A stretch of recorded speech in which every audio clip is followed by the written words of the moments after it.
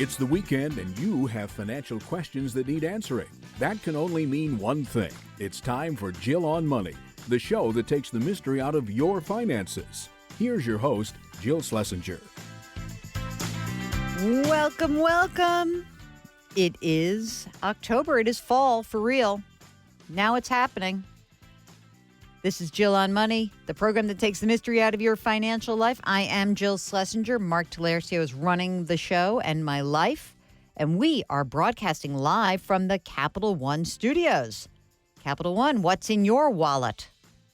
Yeah, what is? Have you got a financial question? Are you starting to worry about upcoming benefit elections? I think everyone's going to start getting those mailings any day now. It's time to focus on your financial life. I feel like there's a very small window of opportunity in the fall where people are very focused. And I think it's basically October 1, which is when the FAFSA form comes out, and right up until right before, say, Thanksgiving. And then everyone's sort of like, I don't want to talk about money until the last week of the year when people go nuts and they're like, oh, wait, I got to do tax planning. I know it would be better if we were more rational about this, but, you know, I know that happens. And then, of course, after the first of the year, everybody says, oh, New Year's resolution, I want to do this, that, and the other thing. Okay. All that being said, if you have a financial question, if there's something on your mind, or if you just want a second opinion about something, why don't you give us a holler? You can do it very easily. Send us an email. Ask Jill at jillonmoney.com. Ask Jill at jillonmoney.com. And, you know, what we try to do is we try to answer these emails as they come in. Yes, sometimes we get a little backed up. I know. I'm sorry. We do. But we do our best, and Mark nudges me, and then we try to read some of the emails on the air. And I've actually tried to get Mark to do it also, where maybe he would read them, but he has refused to this point. Let's start some sort of rallying cry. Get Mark on the air. All right. Let's start the program with a caller. It is Pam, who is on the line from Texas. Hello, Pam. How can I help you out? Good morning, Jill. What's happening? So excited to talk to you. We are looking at moving some money out of our taxable IRA account and going ahead and paying the tax on that today because we think the taxes are going to go up over the next decade or so. Excellent. Tell me a little bit about yourselves. You said we. So who's we, Kimosabi? All right. It is myself and my husband. Okay. He is 70 years old. I am 60 years old. We are both retired at this point. Wow. Congratulations. Thank you. That's amazing. And let's see here. We are currently living off of income generated by our rental properties. My husband will start receiving Social Security checks this month. We have not had to dip into any of our IRA money up to this point, but that'll start changing next year when he hits 70 and a half, and we have to start taking our required minimum distribution. Right. How much money are you earning from the rental properties right now? Roughly $10,000 to $12,000 a month. Okay. And then on Social Security, you'll be on top of that like another 2 or 3? It'll be $3,200 a month. Okay. Got it. So what about how much money total is in the retirement, the traditional IRA? There's about $750,000 in my husband's account, and there's about $600,000 in mine. And do you guys have the money outside of these accounts to pay the taxes that will be due? Yes. All right. How much money sort of in the other money account where you would have access to it? We've got probably about $200,000 sitting in checking accounts, savings accounts, and then we've got money from stock that we purchased years ago back when we were purchasing via drips. Yeah. Oh, yeah. Good old drips. Remember those Yeah, days? sure. Yes. But So, those probably there's have pretty low. They probably have low cost basis on those, right? Yes. Okay. Yes. So we'd rather not sell those. Yes. Okay. Got it. So right now, you guys together are, seems like you're solidly will be remaining in the 24% tax bracket, right? So married filing jointly, the tax bracket goes up to $320,000. So is the idea to convert enough to keep you within that tax bracket every year going forward? Yes, and we'd like to do that. And additionally, I'd probably like to try to stay with our income level under about 250 so that we don't have to start paying that additional Medicare tax. Yeah. Sorry about that one. Yeah. So, right. You have a couple of thresholds. I think that's smart. I think that's really smart. So I like the idea. I think the one thing that I would be the question is, when you get this extra Social Security money in addition to the rental money, that's more money than you need, right? In general? Yes, it is. Okay. It So is. you're going to keep rebuilding the money that's in the non-qualified checking savings account. So I'm just the only downside to this is if you weren't still saving, I would say, oh gosh, I don't want you to deplete all of that money, but you're not going to, because you're going to keep adding to it, right? Right, and we're not spending all of the money right now that we receive from our rental property. So our cash balances are, generally speaking, increasing until we go to take a big trip or something that we try to do once a year. Yeah, I think that's great. So I think that the other part of this is that he has to take the required distribution right now. So you're going to end up paying the tax on that required distribution. In some respects, I almost feel like it's better for you to take the money out of your account because of the difference in age, and that you will have that money growing tax-free longer. So I think that I would probably kind of attack yours before we did his. Okay. What do you think of that? Yeah, and that's kind of what the thought process is, especially since right now we think taxes are lower. Yes. So why not be paying taxes on his taxable IRA account now while taxes are lower, and pulling mine out when it's likely to be taxed at a higher rate? That's right. That's exactly right. So I think that you got some time here to execute this. And I think that, it doesn't matter if you don't do the 100% of your account. I love the idea. I think it's a great strategy. Do you have any kids, by the way? We do. We have 2 kids and 5 grandchildren. Wow. Any of those kids in lower tax brackets than you? Probably not. Okay. They're good for you. At the same, yeah, they're probably at the same tax rate, if not higher. Okay. One last thing then. If you are charitably inclined at all, then what I would say is use those drips to make the contribution to any charities, because then you don't have to worry about paying the taxes. All right. Thanks for that call. Great, Pam. If you've got a question like Pam, just give me a call. No, don't give me a call. Send us an email. Ask Jill at jillonmoney.com. We'll be right back.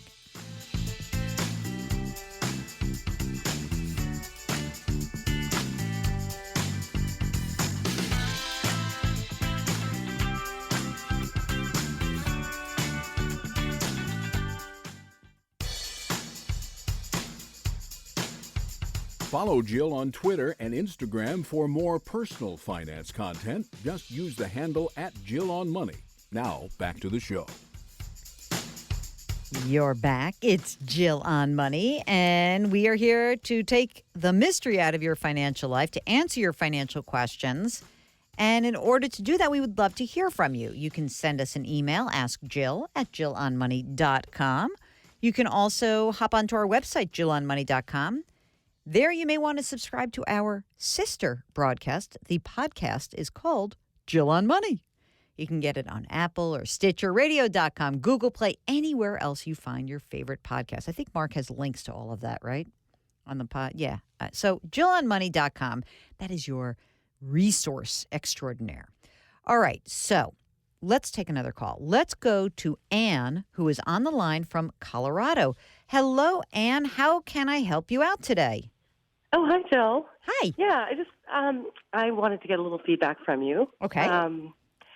So let's see. I'm 55 years old, and I retired a couple of years ago, which I know you're going to say probably is too early. But Well, wait a minute. I'm not going to say it's too early. First of all, are you happy in your retirement? quite. Well, I have mean, to say. all right, let's make sure you got enough money. So let's start with that. So okay. you're 55, single, married, partnered? Divorced. Okay. Kids? 3 kids. Three Yep. kids. Not one, not two, but 3. Are they adults Right. now? They are. Are they all financially okay? Yes. My older 2 are out of college and in their jobs and doing fine, and then my youngest is still finishing school, but she's on the tail end. So Nice. Doesn't that feel good to say it really that? does. So what are you retired from, Anne? I was in apartment development for my career. So it's that was exclusively kind of how I made my living, and now I'm basically living off of the proceeds from those properties. That's awesome. Yeah.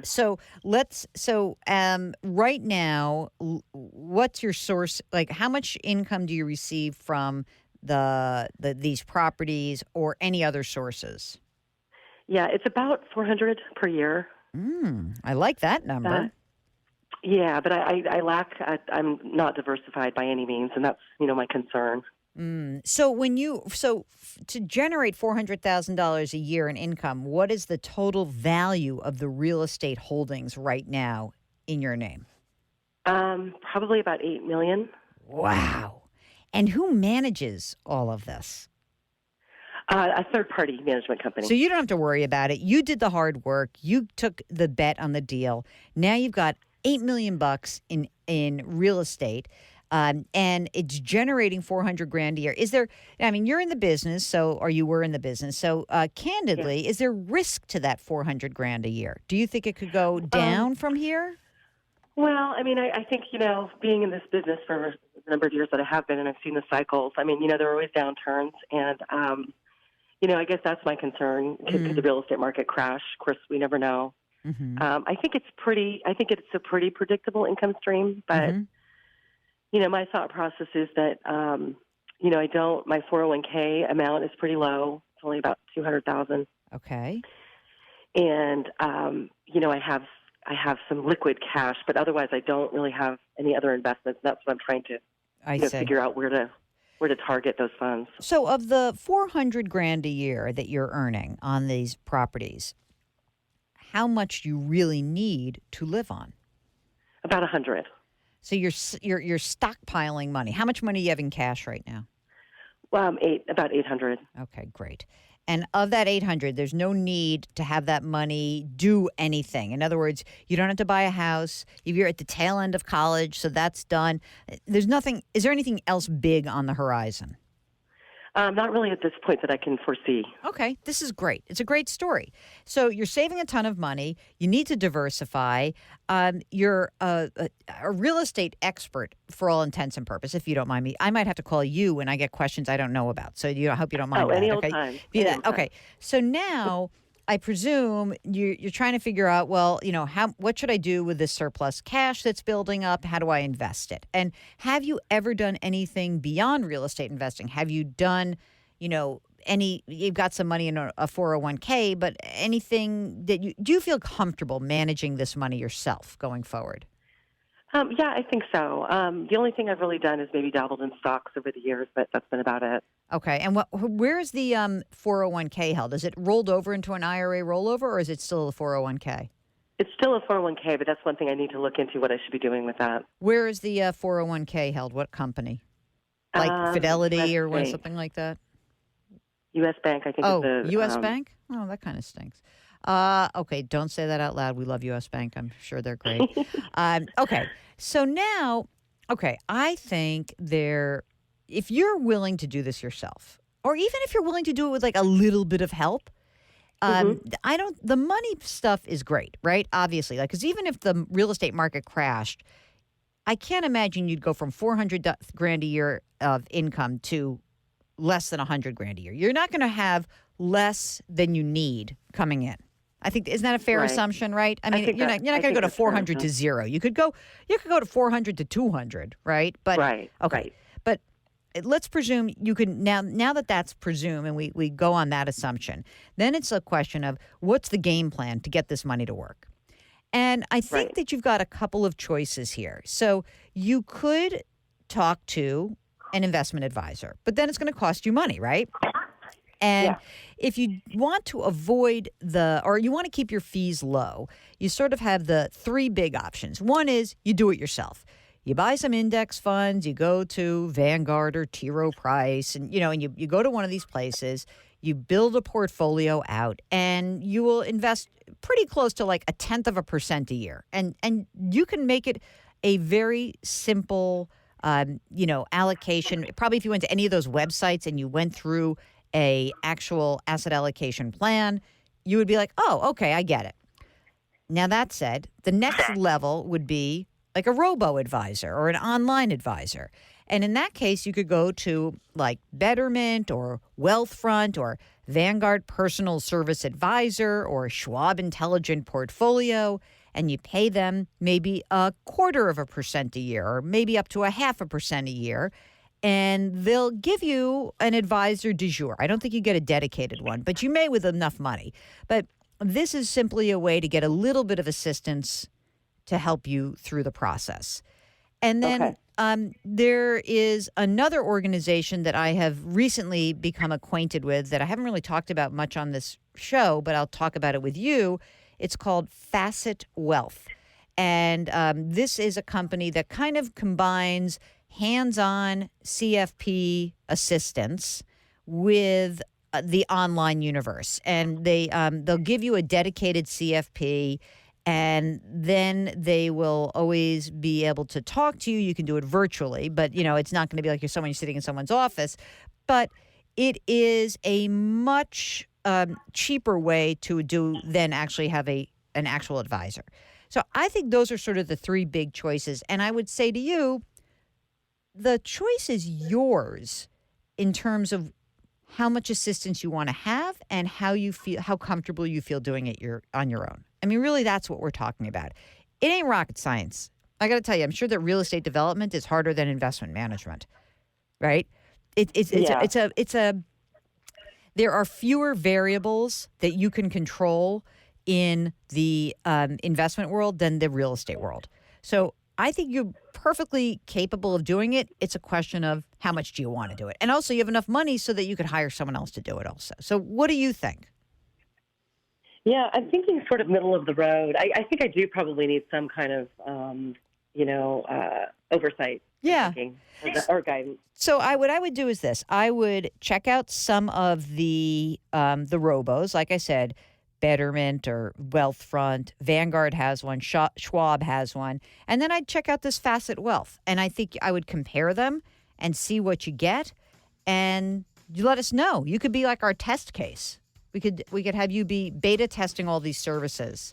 So good luck, Anne. Thank you so much for calling. And wow, real estate, man. We all missed the boat, haven't we? When you hear a story like that, good for you. Take care and good luck. It's Jill on Money. If you've got a retirement question, you've got an investment question, you have a tax question, give us a holler. Ask Jill at jillonmoney.com. We'll be right back.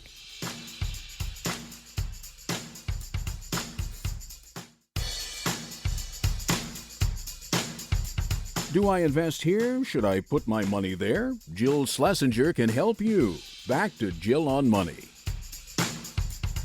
You're back. It's Jill on Money. Hey, Mark, I like the standing thing. I see that my standing has encouraged you to stand. I am very tall and I'm wearing sneakers. So how about that? You are listening to Jill on Money. Hey, a couple of people sent a note because we had a podcast a couple weeks back, and someone called in and asked a question about a 30 versus a 15-year mortgage, and they happened to have a $3 million house and a big mortgage, obviously. People went bananas. Why is someone who's got a $3 million house, why are you talking to them? Because everyone needs help. Because we're all dopes about our money. That's why.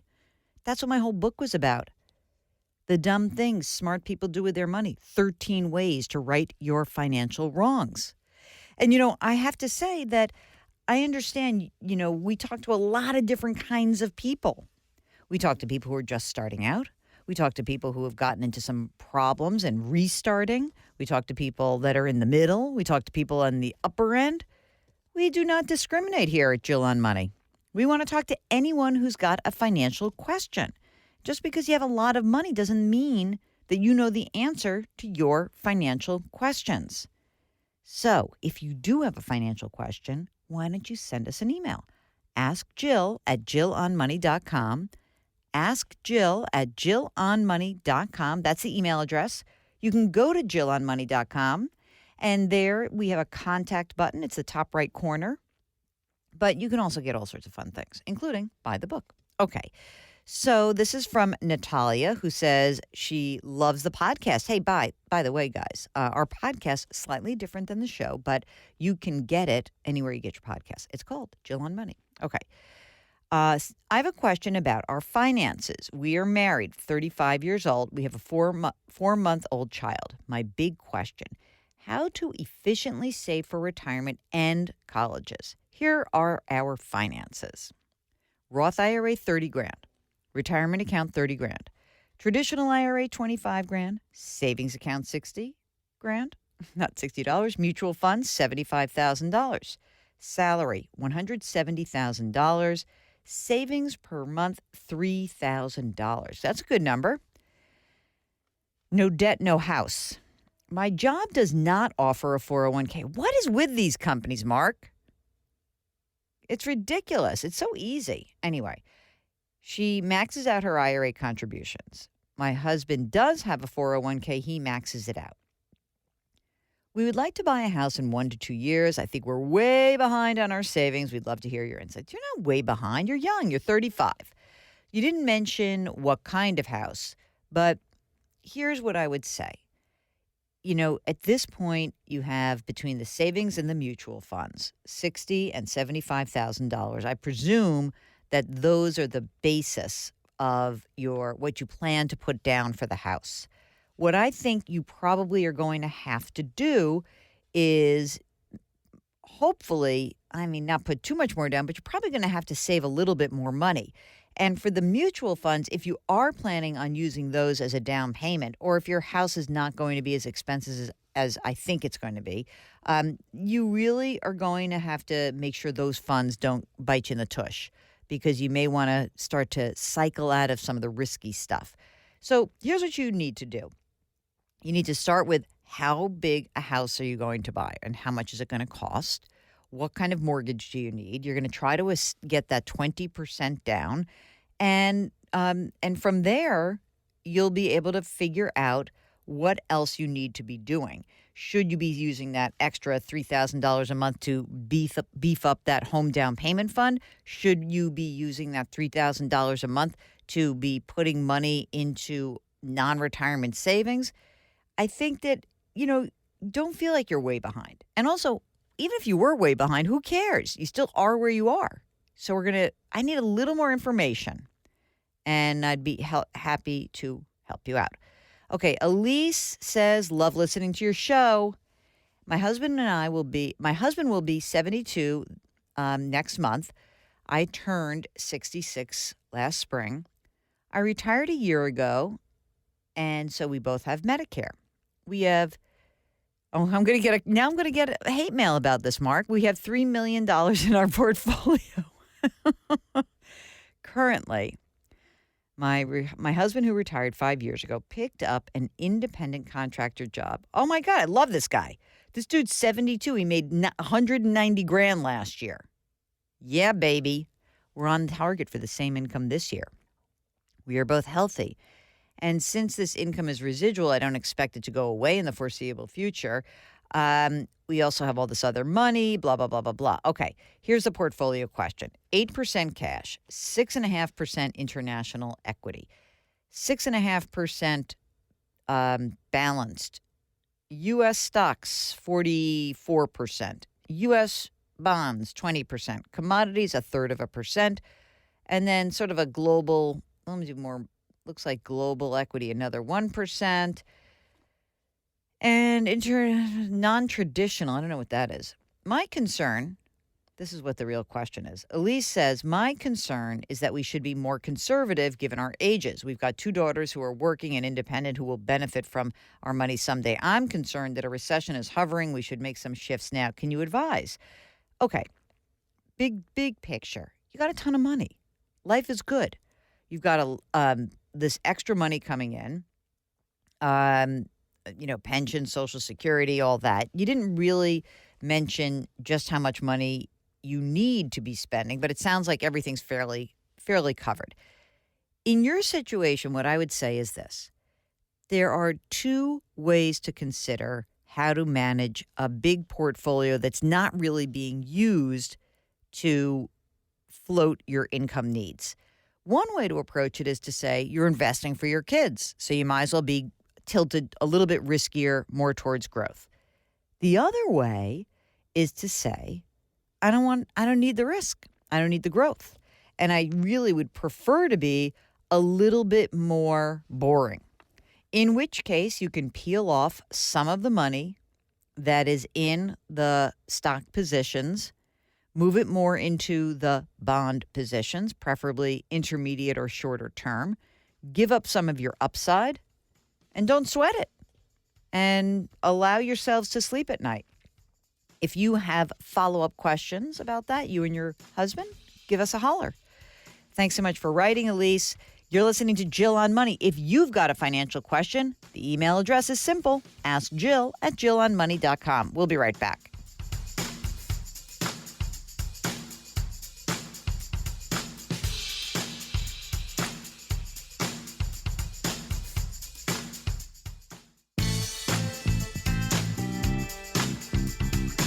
.401ks, IRAs, refinancing, she covers it all. Back to Jill on Money with Jill Schlesinger.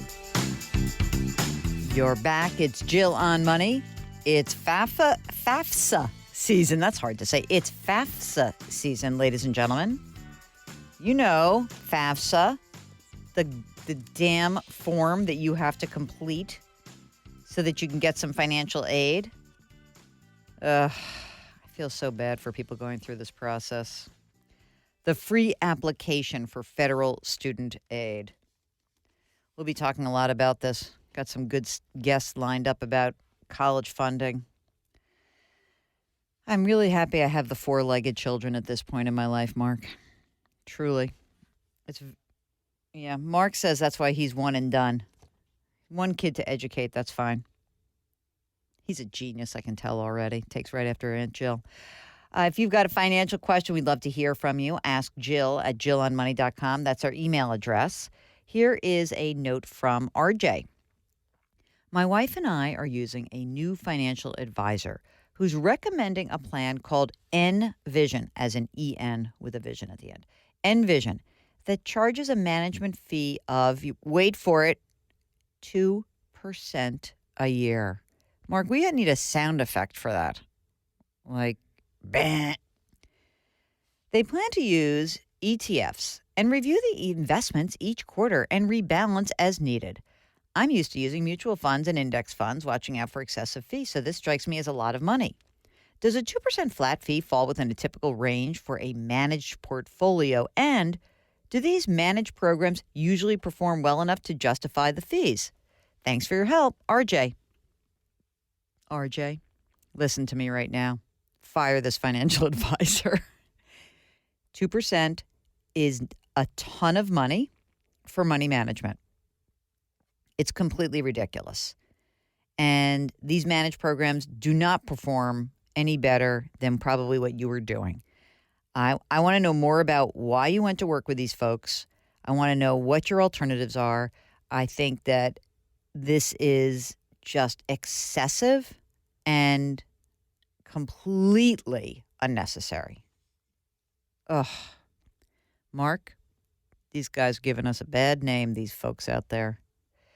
Beverly writes, if a person receiving Social Security is subject to the income cap and then takes a job where the yearly salary will put them over the income cap, does the person notify Social Security when the job is accepted or when the salary received reaches the cap? I don't think that's how this works. Isn't it the tax season when you then figure that out, Mark? I think that when you file taxes, you don't have to tell them anything.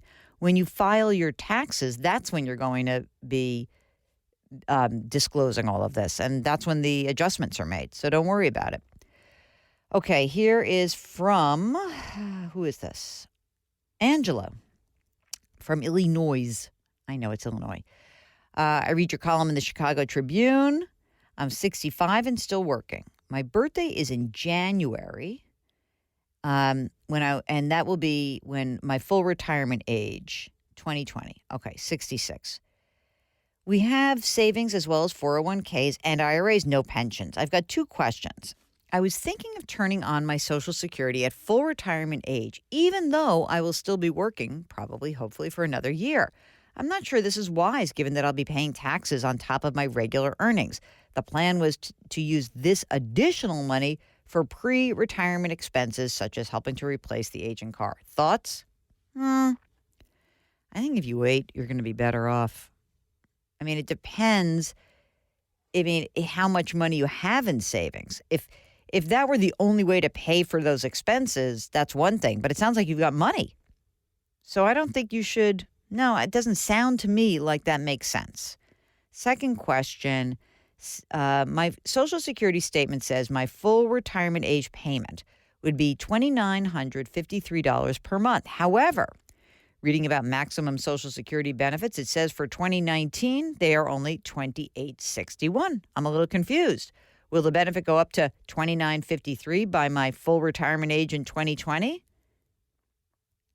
I'm wondering. Let's see. That's a jump of how much? Yeah, it might.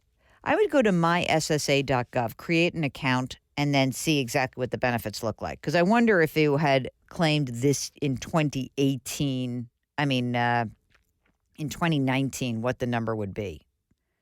So that's the best way to get the most accurate reading and accounting. Joanna writes, my mom recently passed away in Washington State. Sorry. My younger sister was made the executor back in 2005. We've never received any notices, news, or updates as to any of Mom's finances. Now that she has passed, what are the executor's duties to the siblings? Okay, executor duties are not to the siblings. Executor duties are to the estate. And so her duty is to make sure that everybody who is named in that will is notified what they are to receive. And then she has to execute Mom's wishes. So if you are named in that will, she has a duty to let you know. Okay? Okay. How much time do I have, Mark? Can I do one more? No. Okay. When I come back, I'll be talking to Jacob. All right. You're listening to Jill on Money. Go to the website, jillonmoney.com. Sign up for our free weekly newsletter. Do it right now. And don't forget to bookmark jillonmoney.com. That way you can find us whenever you've got a financial question that's on your mind. Okay, Jill on Money. We'll be right back.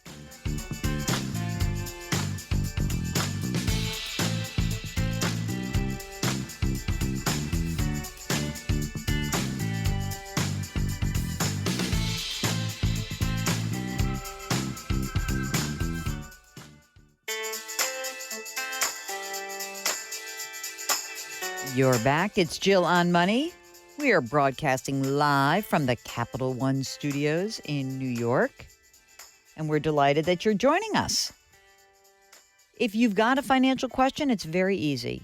Just send us an email. Ask Jill at jillonmoney.com.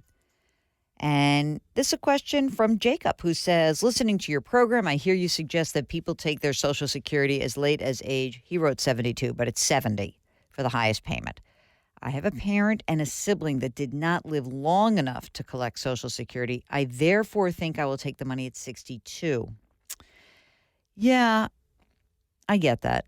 I mean, if if you have an illness or there's really very limited longevity in your family, that's certainly a rationale for taking early. But of course, remember, if you have a non-working spouse who's depending on your Social Security payment, that could be a reason to actually delay taking it till your full retirement age. But anyway, here's another reason I'm going to take it early, says Jacob. I'm going to add Social Security money to my mortgage payments, bringing my 30-year loan down to 5.5 years. When I turn 67 and a half, I will not have a mortgage and collecting Social Security and adding the money. All right. Well, listen, Jacob, here's the deal. You shouldn't pay off your mortgage unless you have a lot of other money, but I feel like you've got a plan and you're not going to listen to my response. So I'm just going to keep going. Trish writes, I've got 10 grand. I want to know the best place to put it. Trish, come on. I need more information. Did you pay down your debt? Do you have an emergency reserve fund? Do you have a retirement account? We need more information. Okay. Let's see. What else do we got here? I need a quickie here. Okay. This is from David. When I go into Social Security to view my future benefits, I find it's closed off to me because I'm currently receiving the spousal benefit or 50% of my wife's Social Security until age 70. Is there any way to override this type of freeze to see my future benefit? I don't think so. One of the things that I think the problem is you're going to have to call or step into a Social Security office to get the information. Sorry. Okay, that's the end of hour one. We've got so much more fun ahead of us, a whole nother hour. It's Jill on Money. Follow us on Twitter, Instagram, Facebook, YouTube. Mark works very hard at maintaining my social life. At Jill on Money is our handle. We'll be right back.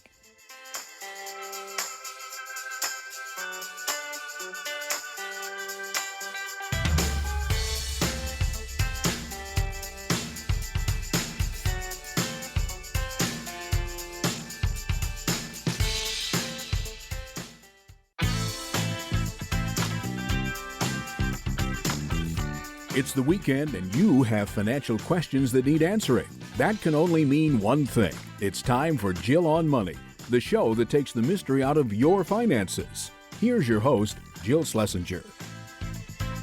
Welcome, welcome. It's hour number 2 of the Jill on Money show.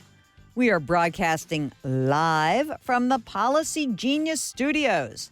Policy Genius is the easy way to compare and buy insurance. Just go to policygenius.com. It is a long weekend for some of you.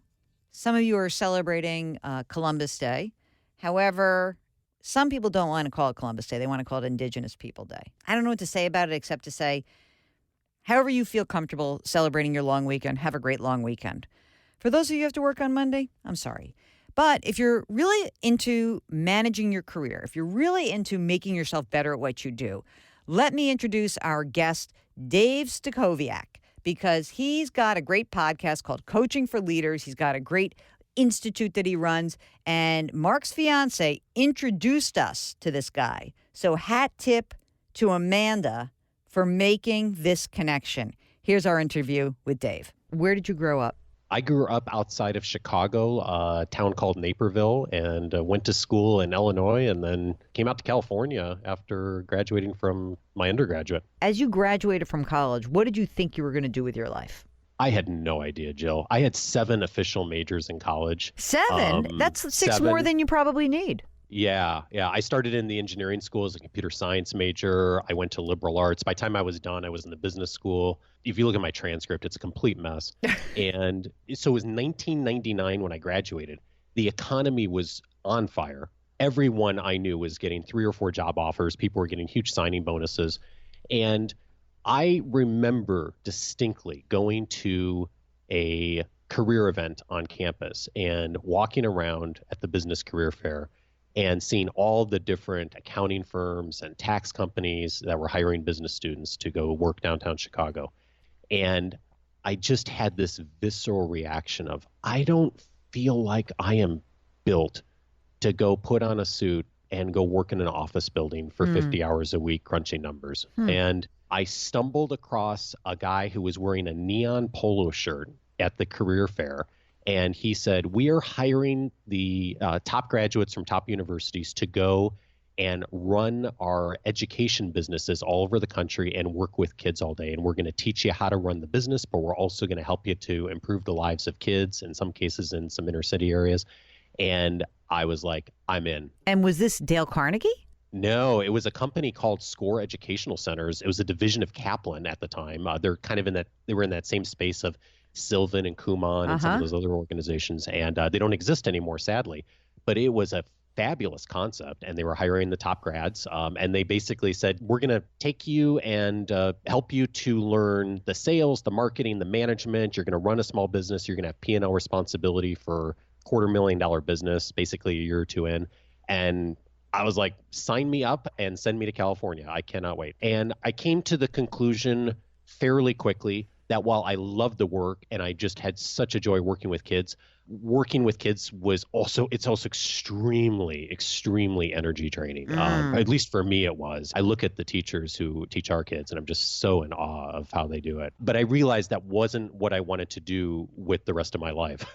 And on the side of all this, I had really developed an interest in coaching, potentially being a professional coach or professional speaker. And so I started a little bit of a coaching practice. At some point, I guess it was about 3 years into my career, I said, I'm going to leave and I'm going to start my own coaching practice at 23 or 24 years old, whatever it was, and start my own business. And I gave my notice and I was off and running. How did you know this? Wait a second. How do you know how to be a good coach? This is obviously for career coach, not a professional sports coach. But what is it in yourself that you recognize would bring value to others in their career journeys? Well, at the time, I thought I could take a bunch of classes and I would be ready to go, which is what I did. I went through a coach training program that these things exist, and there's a whole bunch more of them now, and graduated from the program. And I said, I know everything I need to know to be a coach and help people be more effective in the workplace. And I thought I was off and running. As you would imagine, I found out pretty quickly that's not the case. It turns out you have to have a lot of experience too. And I ran a small business into the ground, basically. What do you mean? How could you do it so quickly and efficiently? Well, I didn't find any clients. Because people are like, okay, you're hanging a shingle out, so what, right? It's actually amazing to me looking back now. I got as far as I did. I did find a few clients. I mean, I think people felt sorry for me, frankly. I joined a few networking It's going to be like, groups. oh, yeah, it's like, oh, that guy. All right. Look at this cute 24-year-old who's out starting his own business. And I had a few people hired me who were twice my age and had tons of experience. And things went okay for a bit. But clearly that was not the right move. And so I ended up, I'm 7-8 months into running this business, had virtually no clients, didn't know what I was going to do next. And, and was in debt, of course, too, because it didn't have an income. And, but that was, looking back now, that was one of the best things that ever happened to me, because it taught me the lesson, first of all, of not jumping in with both feet in something brand new. It also helped me realize I needed a lot more experience. And it really motivated me to go work for Carnegie. That was the next step after that. And I'm so glad that happened, because that opened up so many doors. How did you know to go to Carnegie? Like, what were the options? So you're like, oh my God, I'm going broke. You're not married at this point. Otherwise, you're married to the nicest person ever. I just had met Bonnie, and I decided to go to grad school as one step in this process of learning more and discovering more. So I'm in school, and I sent out an email to the 25 people I knew best in the world at the time. And the email essentially said, hey, I've gone through this journey over the last year of trying to start my own business. It didn't work out. Here's where I think I'm going next in my career. Here's what I really think I'd like to do. If you know of an opportunity or something or a connection that you could make for me, I would be tremendously grateful. And I sent that email out. And a couple weeks later, a friend of mine emailed me back and said, hey, I'm taking a Dale Carnegie course at my organization right now, and I think you would be really good at this. Would you like me to make an introduction for you to my instructor? And I said, sure. And that was the start of it. That is a great story, because it's sort of like being fixed up on a date, right? Someone who knows you really well, who can then say, here's what I think would work for you. And there was probably very little downside except for the time and the expense. Yeah, exactly. And I would probably never have thought about Carnegie or had it come across my radar screen otherwise. And I now teach folks when they come to me and say, how do I help make a career transition? One of the first things I'll say to people is, you have a bunch of people in your life who love you and want to help you. Teach them how to do it. For me, sending that email and showing the 20, 25 people in my life at the time how you can help me right now was huge. And if I hadn't done that, I think things would have gone a really different direction. We'll get back to our interview with Dave Stachowiak in just a minute. When we go to the break, you've got an opportunity to hop onto our website, JillOnMoney.com. You can listen to past shows or maybe any part of this one if you've missed it. You can also read the great stuff we write. You can listen to old shows. You can see some great videos and segments I do for CBS This Morning. And of course, you can always sign up for our free weekly newsletter. All right, we'll be right back.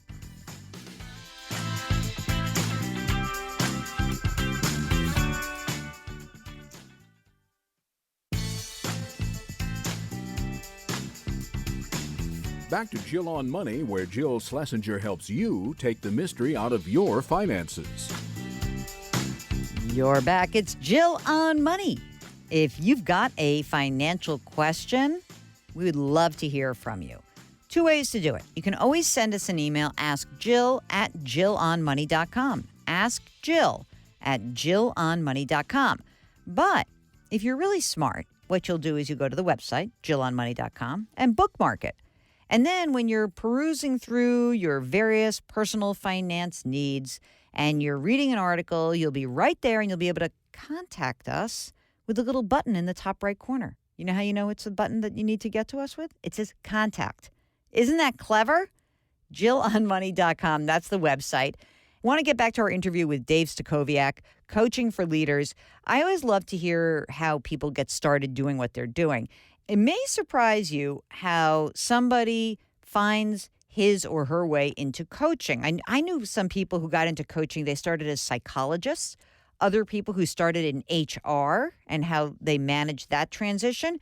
In Dave's case, the way into the profession is something that is sort of ubiquitous and quite personal to him. So here's more of our interview with Dave. What is it about Carnegie that resonates with you? Like, what was your aha moment? I had read a couple of the books. Unlike a lot of people go to work for Carnegie, I had never taken the class before that. But I had read a couple of the books, so I knew the name.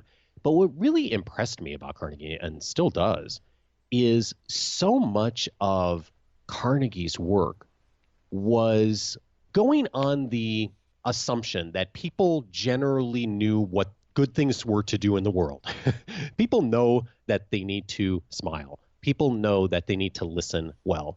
The challenge is most of us don't do it nearly as consistently as we need to. And so much of the work Carnegie does is around reminding people of what they already know, but really investing the time in actually creating behavior change. And that for me was so different than any learning environment I had ever been in, and informs so much of my work today in my work with the Coaching for Leaders Academy. So when you are coaching, what are the most frequent coaching issues that you encounter? What is it that you run across so often? It's the people stuff. The conversations at the leadership level, it's all about people. It's how do I give feedback to someone? It's how do I get people motivated? How do I set a vision? Those are the kinds of things that come up in virtually every conversation.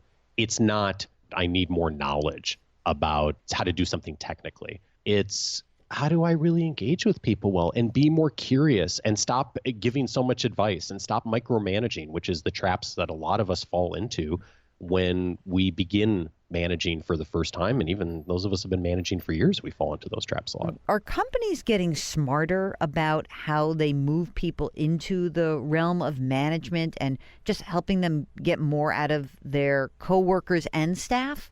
Yes, they're getting smarter. We're not nearly doing enough around this. And this is, of course, the huge challenge. It's the reason Marshall Goldsmith wrote the book years ago, What Got You Here Won't Get You There. Many of us got into the roles we're in because of our technical expertise, because we became expert at something and we got very good at doing it. And then we became the manager, director, departmental lead, whatever the title was.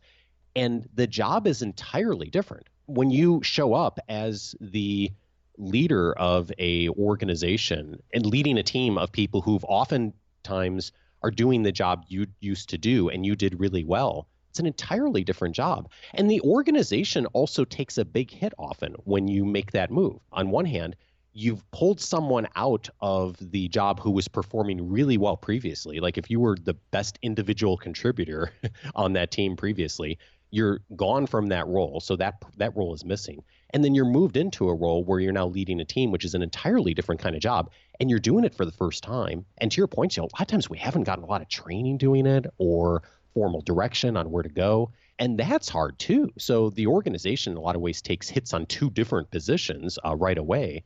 And that's a big transition for most of us. And you actually will suggest to people that they create some sort of environment where you can feel safe to explore these issues, right? That like your baby step would be to say, create your own community. Maybe it's in your company, outside your company, but a way to support each other. Had you done that? How do you find those people? How do you reach out to them? Yeah, I didn't do it myself early on, and it's something that I really missed. And I think the internet has opened up so much opportunity for us to do more of this, even outside of our own organizations. So we have a whole bunch of people in our community now who have taken the step of, rather than just showing up and struggling, or maybe just relying on the resources that are in my organization. And some organizations do a really great job at this, but a lot don't do a great job at this, of how do I create some community within my professional network to do a check-in. I love the model that John Stepper has put out in the world.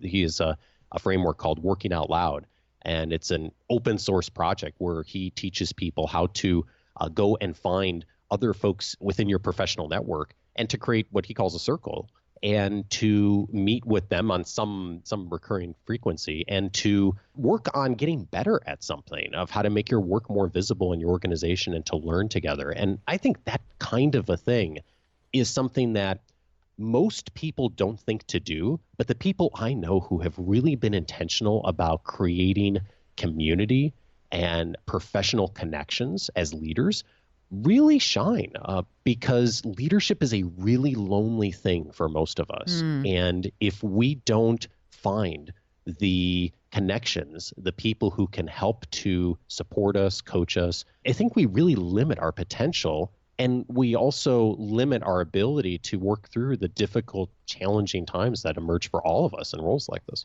So how is it that you created the Coaching Academy, and what will somebody get by participating? What happens in the Coaching Academy? The story goes back a little bit. So in grad school, and I've spent a lot of years in grad school as a lot of other people, I came to this kind of realization halfway through of the best experience going through this program is when someone in the room said something like, we've been talking about this theory, and I'm dealing with this situation in my workplace right now, and I'd love some advice from other people here in the room in how I can solve this problem. And then in those brief moments, the class would stop for 5 or 10 minutes, and we talk through a situation. And it was really eye-opening to me of like, if you get a bunch of smart people together in a room and talk about a real issue going on, inevitably there are 3 or 4 people who have dealt with the same issue before and have a ton of ideas for that person on what they can do as a next step to move it forward. And yet, that's very, very little of most of the professional learning experiences most of us have had in higher education and even in corporate training programs. We create case studies and we create curriculums and syllabi and all the things that follow set structures. And I just had this realization at some point of, what if we created a learning environment for experienced leaders that doesn't have people writing papers and doing case studies and doing group work, but we create the entire experience around getting a bunch of smart people together in the room and using real life situations to talk through problems and help people find the next step. And so that's what emerged with the Academy. It's the thing that I always wanted for myself, selfishly, in learning so that I could not only get better through the practical experiences of others, but also solve real problems as they were happening versus doing more of like an artificial learning experience. Have you had organizations hire you to come in and create, the general feel of the academy, but within a company? No, because the whole model of what we're doing is getting people together who are not in the same organization and not in the same industry. So we've occasionally had someone who's got some professional connection to someone else that has become a member of the academy.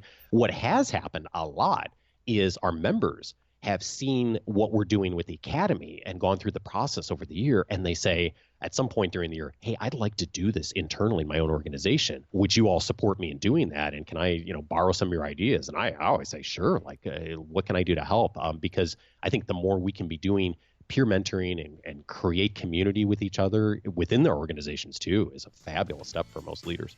Okay, when we return, we'll wrap up our interview with Dave Stachowiak, Coaching for Leaders. And you are listening to Jill on Money. If you've got a question, send us an email. Ask Jill at jillonmoney.com. We'll be right back.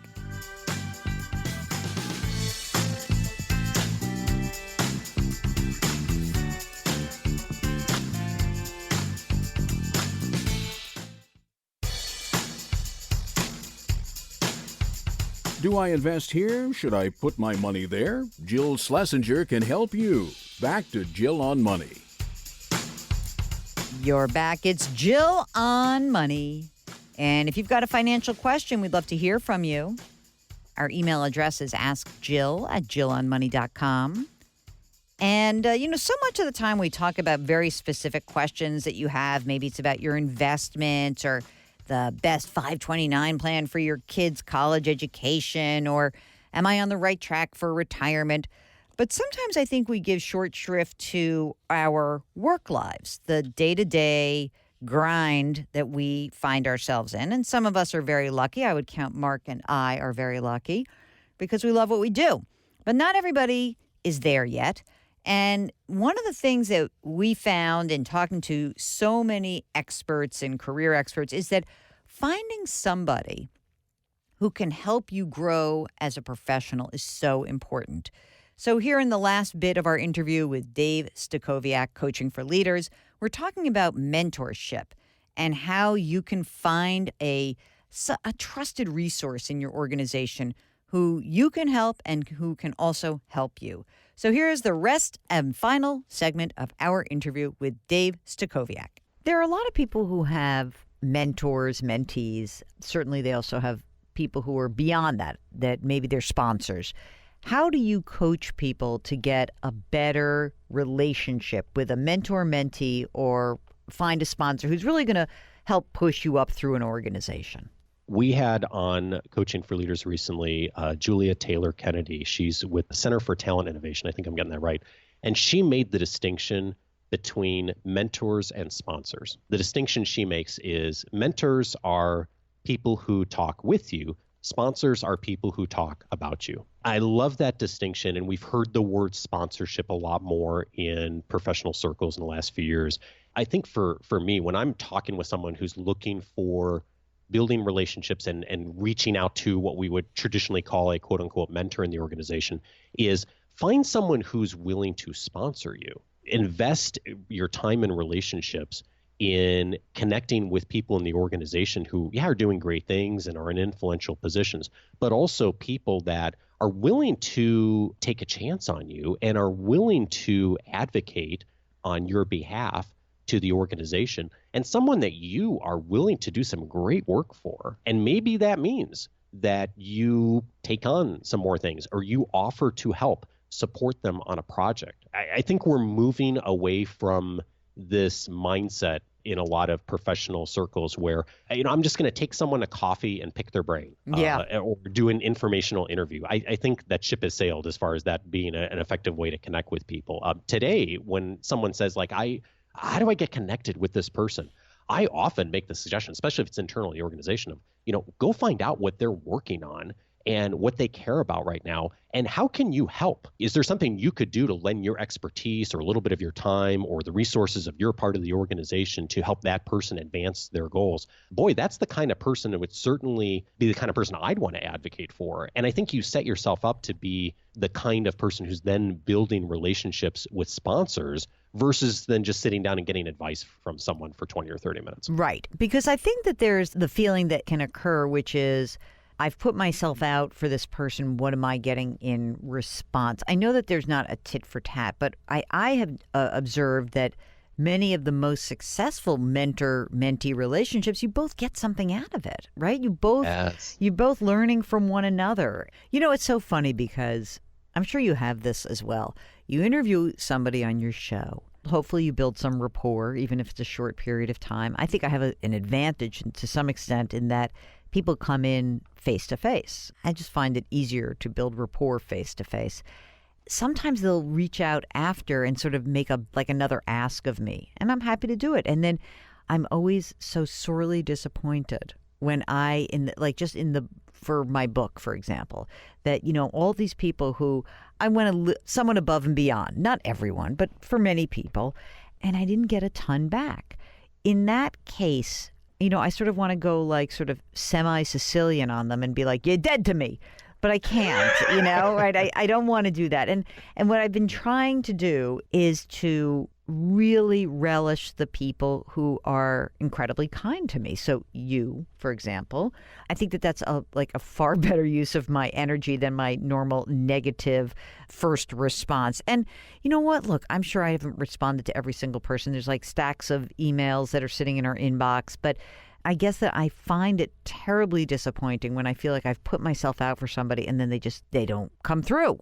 What's your suggestion to me? Adam Grant's book, Give and Take, is a wonderful model for what you've just described. He talks about the three kinds of people in the world. There's the givers, the matchers, and the takers. And most people are matchers. You scratch my back if I scratch your back. He talks in the book about what can I do to make the shift from being a matcher to being a giver, the kind of person who does what you do, Jill, which is reach out and build relationships and go above and beyond, but also to do that in a way where I'm not getting taken advantage of a lot. You know, there's no perfect answer for that as far as just thinking about my own experience on it. I have the same experience of you, of that there's certainly many times that I reach out. And this comes back to Dale Carnegie. There's a chapter in Dale Carnegie's book that's titled Expecting Gratitude. And I go into that mindset in a lot of interactions, professionally and by the way, in life, with very few exceptions other than close personal relationships. But I just sort of assume that no one's going to necessarily fall head over heels to do anything to help me or support me. And when it does happen, it's like, oh, what a pleasant surprise. I'm not sure if there's anything I do differently in practice as a result of that. The mindset is really helpful of I am doing this for this person or the world, and I have no expectation that anything is ever going to come from it. And if it does at some point, wonderful. And if it doesn't, I've just done a great thing for the world and strike it up to karma or whatever. Right. That's how I handle that. But the other thing, Jill, too, is I've also intentionally set up a business, personal relationships to play to my strengths, which is to have a much smaller set of relationships that are deeper with a small number of people versus doing trying to reach a mass market and have thousands and thousands of customers. I don't think I could handle that. It would be extremely overwhelming for me and just how I process the world. Well, thanks so much to Dave Stachowiak. If you would like to find out more about him, go to coachingforleaders.com. That's his website. He's got a podcast, got a lot of stuff going on. And if you want to know more about us, just go to jillonmoney.com. Everything is there. Everything you could want. Read, listen, watch, resources. And of course, you can buy my book, The Dumb Things Smart People Do With Their Money. We'll be right back.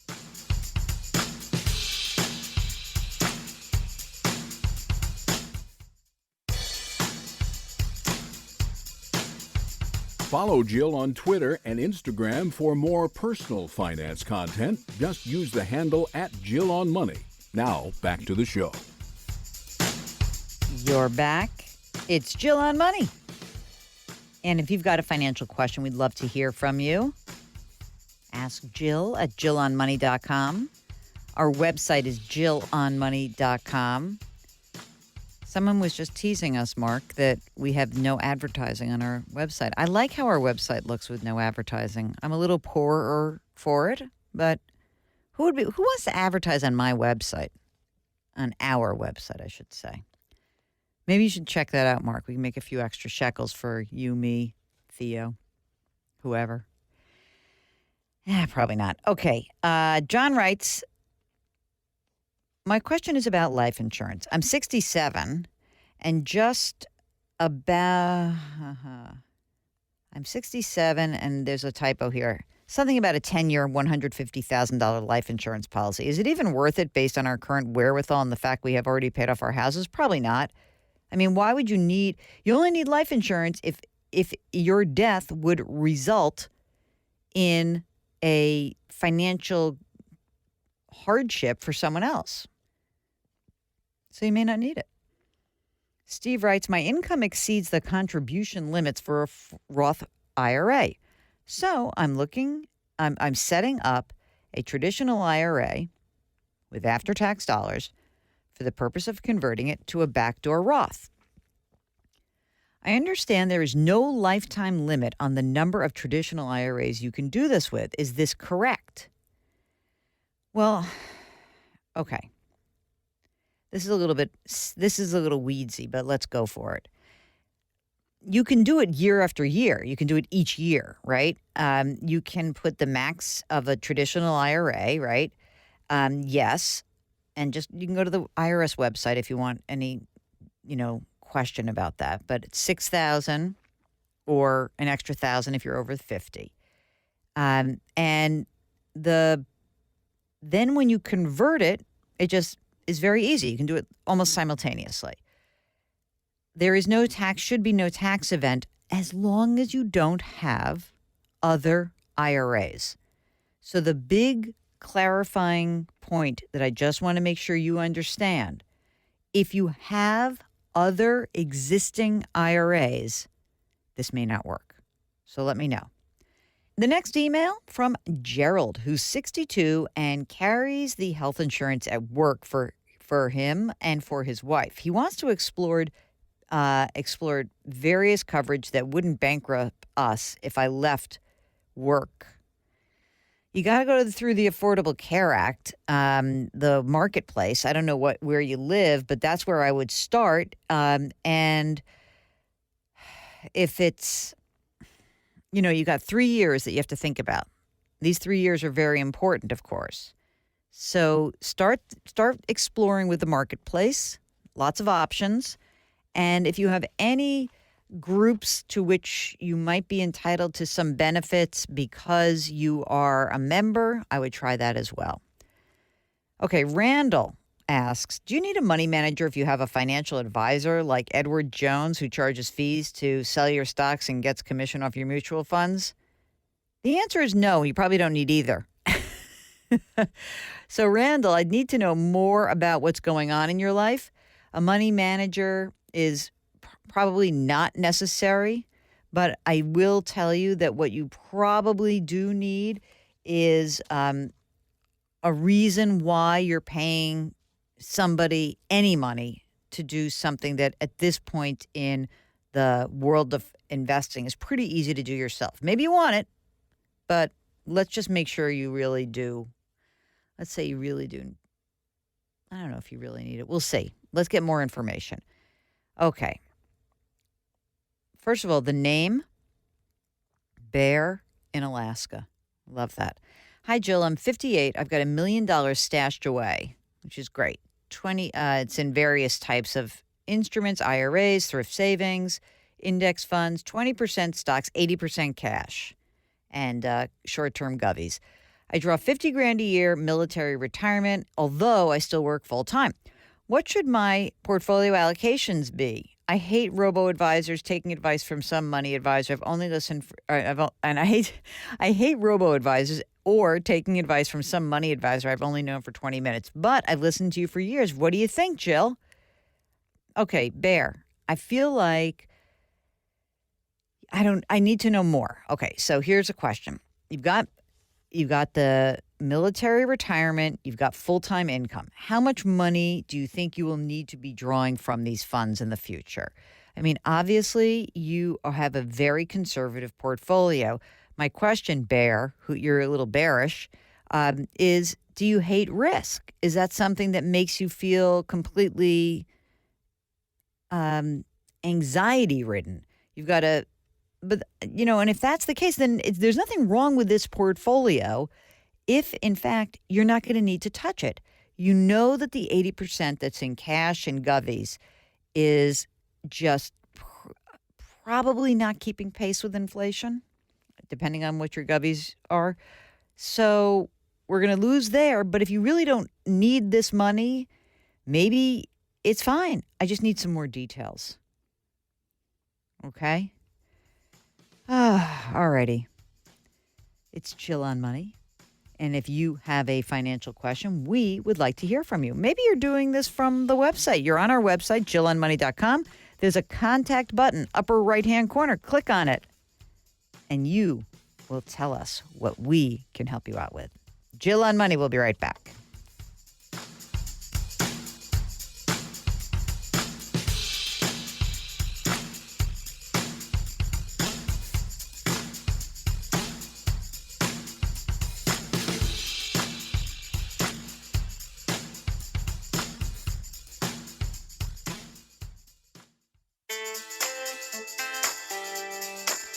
You're back. It's Jill on Money.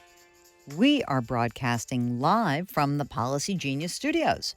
Policy Genius is the easy way to compare and buy insurance. Just go to policygenius.com. Okay, here's a question we get actually quite often. Do you accept clients? Can you recommend an advisor or CFP? Stuart, here's the deal. We are not in the client business, or at least I am not anymore. And so what you can do is you can go look for a CFP on the CFP website, letsmakeaplan.org. You can go to NAPFA, N-A-P-F-A, NAPFA.org. They have fee-only advisors, meaning people who don't charge commissions. Okay. Here's a note that's from Carolyn. Good morning. We're looking to refinance our son's consolidated college debt. He's struggling to repay. Private debt through Wells Fargo. It's at 8%. It's a bunch of money. Oh, my gosh. It's about $125,000, gang. And let's say half are subsidized, non-subsidized government loans, and then private. Okay. I've looked at several options, SoFi, Citizens, One, Laurel Road, Earnest, and honestly just wonder if they are safe. Safe is a funny question. You should also put common bond in that. Safe is fine. They're not going to be safe. It's a question of who's going to give you the best deal. What I would say is this. What we want to figure out is what would you lose by actually consolidating everything? I used to say to people that you should really try to keep your federal loans because of all the different options of repayments. I don't know. These days, those repayment options aren't seeming so great. I'll have to rethink that. Okay, Beth says, I love listening to your podcast. Thanks for your no-nonsense approach. She's talking about a story that we did, a call with Rose. And anyway, long story short is she works for Garrett Planning Network. Gang, Garrett Planning Network is amazing because they are fee-only advisors. Their advice is not contingent on an asset minimum or turning over assets for management. They do everything from hourly or project-based work to addressing one burning question to comprehensive plans. So thank you for your note. And everyone else out there, you can check out Garrett Financial Planning Network. Okay, Garrett Planning Network. Check it out.